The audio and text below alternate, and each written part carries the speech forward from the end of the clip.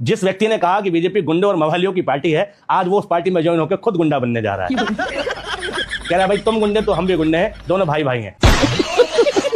इस 2026 में अगर कोई सबसे बड़ा गद्दारी का और धोखेबाजी का, अगर मक्कारी का किसी को अवार्ड मिलना चाहिए तो उस अवार्ड का पहला हकदार है जिसका नाम है राघव चड्डी, सॉरी राघव चड्डा।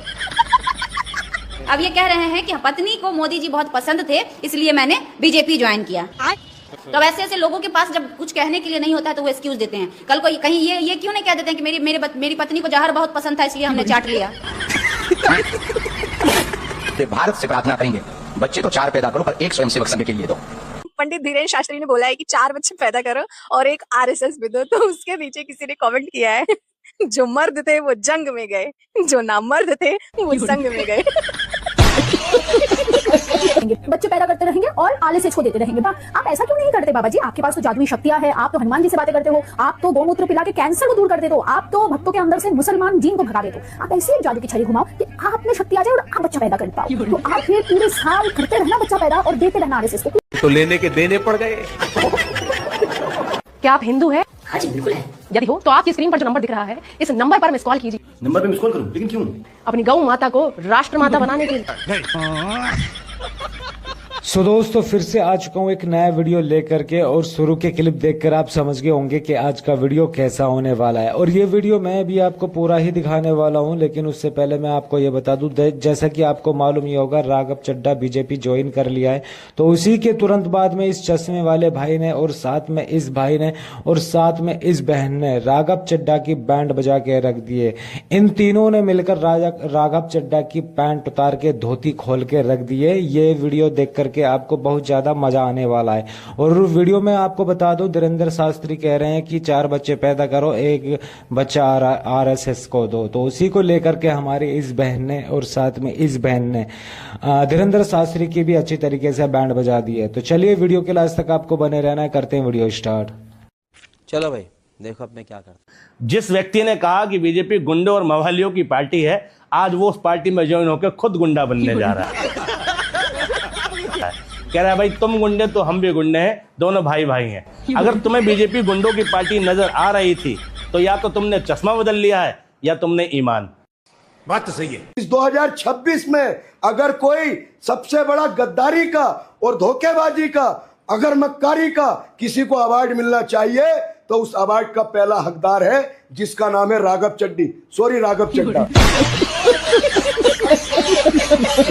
राघव चड्डा, सॉरी राघव चड्डा, राघव चड्डा नहीं, राघव। देखिए एक ही बात है, हम तो उन्हें चड्डा समझते थे, हम तो उनको बहुत बड़ा धुरंधर समझते थे, लेकिन सच में वाकई में उनकी हमें पता चल गया जो सोच थी, जो मानसिकता थी, जो उनकी जो चड्डी थी ना, जो खाकी आरएसएस का चड्डा पहने हुए हैं। राघव चड्डा आरएसएस का चड्डा पहन लिया है। अब ये कह रहे हैं कि पत्नी को मोदी जी बहुत पसंद थे। मोदी जी को नौबी चड्ढा ने भाजपा में शामिल होने से देखिए कैसे दुर्दशा बिगड़ रही। चड्ढा को चड्डी बन गई। अरे यार, हाँ देखो, इसलिए मैंने बीजेपी ज्वाइन किया। तो ऐसे ऐसे लोगों के पास जब कुछ कहने के लिए नहीं होता है तो वो एक्सक्यूज देते हैं। कल को कहीं ये क्यों नहीं कह देते हैं कि मेरी पत्नी को जहर बहुत पसंद था इसलिए हमने चाट लिया। कह दे ये भी भाई, अगर आपकी पत्नी के पसंद आपके लिए मायने रखते हैं तो आप ये भी कर सकते हैं कि पत्नी को जहर पसंद था इसलिए हमने खा लिया। ऐसा करेंगे आप क्या? नहीं। योगी आदित्यनाथ पश्चिम बंगाल आते हैं और वो कहते हैं कि बंगाल के अंदर बंगाली ही भाषा चलेगी, कठमुल्लापन की भाषा नहीं चलेगी। ये बताइए, ये जो उन्होंने जुमला कहा था ये बंगाली में कहा था उन्होंने कि वो हिंदी में कहा था? ये बात आपको बताना पड़ेगा। आप ये बात बताइए। तो लेने के देने पड़ गए। ये जो बात है, ये जो उन्होंने जो कहा था कि बंगला में बंगाली बोलना होगा, ये उन्होंने उर्दू में कहा था कि बंगला में कहा था? अब इस बात को पहले बोलिए। ये फंस गया सीएम। उन्होंने किस जुमले में कहा था?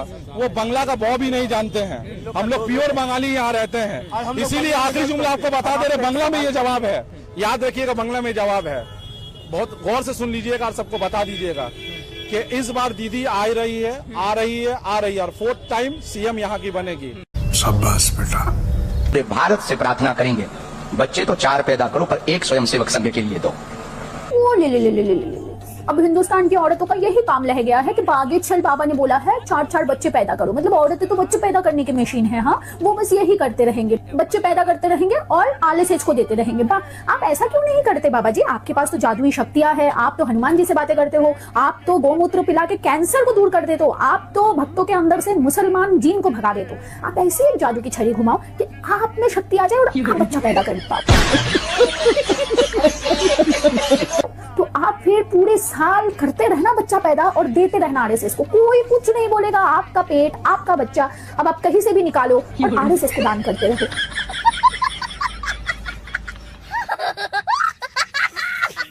देश के भले के लिए, आरएसएस के इतने सैक्रिफाइस के लिए आप तो ये कर ही सकते हो। हाँ, औरतों के पीछे मत लगो। औरतों के पास इसके अलावा बहुत से काम हैं।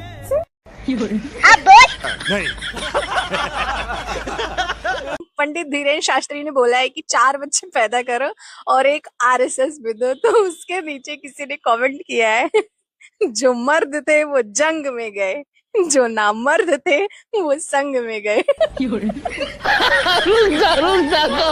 और कितनी दोगले हैं ये लोग। जो इस संघ का मेन होता है वो खुद शादी नहीं करेगा, खुद बच्चे नहीं करेगा, लेकिन दूसरों को ज्ञान देगा कि बच्चे पैदा करो। अरे बाप रे, ये तो धोती खोल रहा है। तो ऐसा नियम क्यों बनाया है? पहले खुद का नियम बदलो, उसके बाद दूसरों को ज्ञान दो। और इतनी जरूरत क्या पड़ रही है आरएसएस में भेजने की? इंडियन आर्मी कम है, वहां भेजना है ना। वहां इनकी औकात नहीं है कि उनको सैलरी दे, उनको सैलरी देने की पैसे नहीं है, इसलिए उन्होंने अग्निवीर योजना लेके आई और यहाँ ज्ञान दे रहे हैं कि बच्चे पैदा करो। और ऐसा कौन सा काम कर दिया धीरेन्द्र शास्त्री ने जो इसको विदेशों से फंडिंग लेने के लिए सरकार ने बोल दिया है? कहाँ से फंडिंग आ रही है बाबा जी? क्या इसलिए तो नहीं कि बीजेपी के स्टार प्रचारक हैं पंडित धीरेन्द्र शास्त्री जी, इसलिए इनको विदेशों से पैसा दिया जा सकता है और ये ले सकते हैं, बाकी कोई नहीं ले सकता।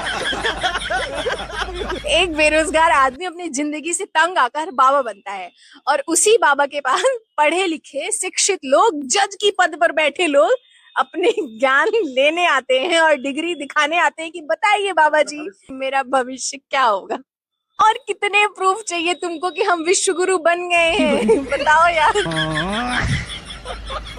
तो दोस्तों आपको मैं बता दूं, वीडियो अभी बाकी है, वीडियो को छोड़ के अभी मत जाना, वीडियो में आगे आपको दिखाने वाला हूं। लेकिन उससे पहले मैं आपको ये बता दूं, जैसा कि आपने वीडियो में देखा कि राघव चड्ढा को 2-4 जनों ने मिलके गजब तरीके से रेल दिया है। वो आपको कैसा लगा? तो अच्छा लगा तो लाइक कर दें वीडियो को। और साथ में इस बहन ने जो धीरेन्द्र शास्त्री को धोया है वो कैसा लगा आपको, तो उस पर भी आप अपनी राय कमेंट बॉक्स में जरूर देकर जाएं। बाकी आगे का वीडियोस देखिए, आगे वीडियो में भी और मजा है। तो चलिए देखिए आगे का वीडियो। क्या आप हिंदू हैं? हाँ जी बिल्कुल है। यदि हो तो आपकी स्क्रीन पर जो नंबर दिख रहा है, इस नंबर पर मिस कॉल कीजिए। नंबर पे मिस कॉल करूं? लेकिन क्यों? अपनी गौ माता को राष्ट्र माता बनाने के लिए। और गौ माता को राष्ट्र माता बनाए। हम बनाए? मैं समझा नहीं। ये काम तो सरकार का है ना। हमारे और आपके गौ माता को राष्ट्रमाता घोषित करने से क्या होगा? वो तो सरकार जब नियम बनाएगी तब और उसको राष्ट्रमाता घोषित करेगी तभी तो कुछ हो पाएगा। बात तो सही है। और मुझे लगता है कि आपको और हमें मिलकर सरकार पे दबाव बनाना चाहिए कि इतने दिन से सरकार के पूर्ण बहुमत में होने के बाद भी गौहत्या क्यों हो रही है। हाँ, लेकिन आप सरकार से सवाल कैसे पूछ सकती हो? सरकार से सवाल तो आप तब पूछोगी ना जब आपको उनकी चरण चुम्बन से फुर्सत मिल जाएगी। तो लेने के देने पड़ गए। और राघव चड्ढा, एक बात कान खोलकर सुन लो, तुमको अभी के अभी साला हम अनफॉलो करेंगे। कैमरा सामने ला। तो भाई आज हम ओपन बोलते हैं, राघव चड्ढा का चड्डी फाड़ देंगे। भाई एक ही तो नेता था भाई जिस पे हम भरोसा करते थे। क्यों? क्योंकि हमारी आम जनता का वो आम मुद्दा उठाता था। अब सुना कि पार्टी बदल लिया, सुना कि बीजेपी में चला गया। भाई तुम किसी भी पार्टी में जाओ यार, बीजेपी में जाओ, कांग्रेस में जाओ, आप में जाओ, हमको घंटा फर्क नहीं पड़ता है। बस हमारा एक ही मुद्दा है, क्या तुम हमारी आम मुद्दा तुम उठाएगा कि नहीं उठाएगा, ये इंपॉर्टेंट है। क्योंकि पार्टी इंपॉर्टेंट नहीं है भाई, पार्टी आज है कल नहीं रहेगी। देश से बड़ा पार्टी नहीं हो सकती है। कौन है नरेंद्र मोदी, कौन है राहुल गांधी? हो सकता है 30-40 साल बाद दुनिया इनको नहीं याद रखेगी यार, लेकिन देश को हमेशा लोग याद रखेंगे क्योंकि हिंदुस्तान यहां पर बसता है बे। लेकिन तुमने क्या किया? मैं तुमसे राघव चड्ढा सिर्फ एक ही सवाल पूछना चाहता हूं, जिस पार्टी में तुम गए हो क्या तुम उस पार्टी में जाने के बाद आम जनता का आम मुद्दा तुम क्या उठाओगे? तुम नहीं हाँ तो उठाओ। दोस्तों फाइनली आज का वीडियो यही एंड होता है। अगर आपको ये वीडियो पसंद आया तो वीडियो को फटाफट से लाइक कर दें एंड चैनल को भी सब्सक्राइब कर लें, क्योंकि इस तरह के वीडियो इस चैनल पर आपको मिलते ही रहेंगे। बाकी इस पूरी वीडियो पर आपकी क्या राय है तो आप अपनी राय कमेंट्स बॉक्स में जरूर देकर जाएं। बाकी खास करके राघव चड्ढा के लिए आप क्या कहना चाहेंगे कि वो बीजेपी ज्वाइन क्यों किया है, डर से किया है या अपनी मर्जी से किया है, तो आप अपनी राय जरूर देकर जाएं इसको लेकर के। तो चलिए मिलते हैं नेक्स्ट वीडियो में, तब तक के लिए टाटा बाय बाय।